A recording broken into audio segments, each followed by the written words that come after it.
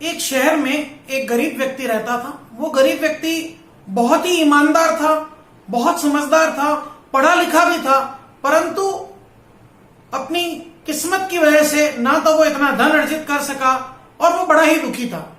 उसी शहर में एक बहुत बड़े साधु महाराज आए।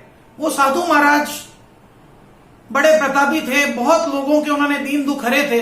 तो इस गरीब व्यक्ति ने सोचा कि चलो मैं भी उन साधु महाराज के पास जाऊं, क्या पता मेरे भी दुख वो हर ले।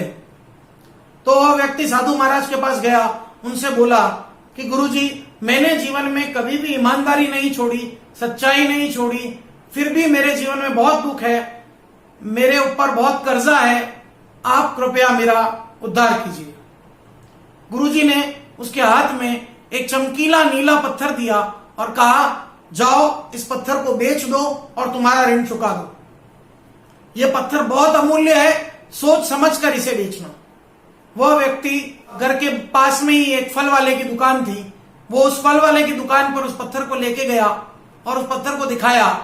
तो फल वाले ने कहा, पत्थर वैसे तो कोई विशेष पत्थर नहीं है, परंतु यह चमकीला पत्थर है, इसलिए मैं तुम्हें इसके 1000 रुपए दे दूंगा। चूंकि व्यक्ति समझदार था तो उसने सोचा कि नहीं, मैं इसे किसी और को दिखाता हूं, क्या पता मुझे ज्यादा कीमत मिल जाए। कुछ देर बाद वह उस पत्थर को लेके उसके गांव के साहूकार के पास गया। साहूकार ने उस पत्थर को देख के कहा कि हाँ, ये कोई हीरे का टुकड़ा लगता है, मैं इसके तुम्हें 10,000 रुपए दे दूंगा। तो वो व्यक्ति बोला, नहीं, मैं इसको किसी और को दिखाता हूं। तो वह व्यक्ति उस चमकीले पत्थर को लेकर सुनार के पास गया। सुनार ने उसे कहा कि यह तो बहुत ही अच्छा हीरा है, इस हीरे के बदले मैं तुम्हें 1,00,000 रुपए दे दूंगा। उस व्यक्ति को लगा, महात्मा जी ने बहुत सोच समझ के मुझे ये पत्थर दिया था, क्यों ना मैं इसे शहर के सबसे बड़े हीरे के व्यापारी को दिखाऊं। वह व्यक्ति उस पत्थर को लेकर उस हीरे के व्यापारी के पास गया। उस हीरे के व्यापारी ने उस पत्थर को देखा और उसे कहा कि यह पत्थर तो संसार का सर्वश्रेष्ठ हीरा है, इस हीरे के बदले मैं तुम्हें अपनी सारी संपत्ति, सारी जायदाद दे दूं तो भी कम है। इस कहानी से हम ये सीख सकते हैं कि हर वस्तु को आंकने का नजरिया सबका अलग अलग होता है। ठीक उसी प्रकार हमारे जीवन में हम क्या हैं, हम कैसे हैं, अगर इसे दूसरे आंकेंगे तो हम जीवन में उन्नति नहीं कर पाएंगे।